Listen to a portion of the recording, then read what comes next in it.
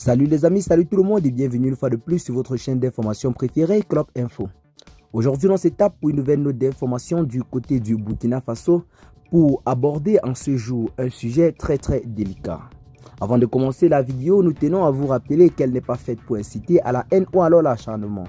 Raison pour laquelle nous vous prions de rester polis et courtois dans les commentaires.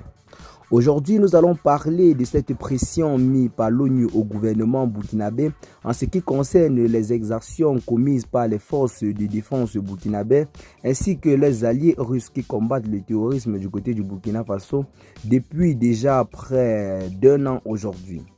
Bien que les nouvelles sont très bonnes en ce qui concerne la lutte contre les forces du mal, l'ONU trouve en cela quelques zones d'ombre, raison pour laquelle il demande et recommande au gouvernement burkinabé d'ouvrir urgemment et imminemment une enquête permettant de mettre la lumière sur tous ces crimes qui auraient été commis par les forces de défense burkinabé ainsi que les alliés russes sur le terrain des opérations.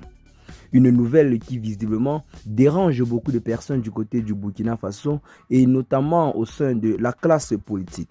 Le peuple, quant à eux, voit en cela une très mauvaise chose ou alors juste un moyen de la part de l'ONU pour en quelque sorte décourager leurs braves forces de défense qui se battent avec abnégation contre les forces du mal.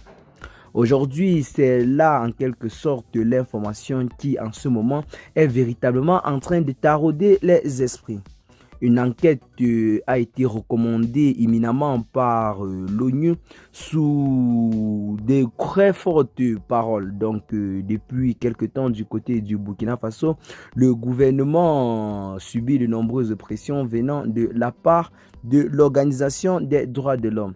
Ceux-ci pensent que parmi les nombreux crimes commis sur le théâtre des opérations, les forces armées burkinabèses ainsi que les alliés russes auraient en quelque sorte leur part dans cette affaire. Donc ça c'est en quelque sorte l'information que nous avons pour vous en ce jour. Qu'est-ce que vous en pensez de cette décision de l'ONU en ce qui concerne les exactions commises sur le terrain des opérations? À qui doit-on attribuer la responsabilité de toutes ces personnes ou alors de tous ces innocents qui ont en quelque sorte péri dans de nombreuses attaques? La responsabilité est attribuée à 100% aux forces du mal ou l'armée ainsi que les alliés auraient en quelque sorte leur part dans cette histoire? Dites-nous massivement ce que vous en pensez, partagez massivement la vidéo aux amis si vous l'avez trouvée intéressante, abonnez-vous à la chaîne si ce n'est pas encore fait et à très bientôt pour de nouvelles notes d'informations. Ciao.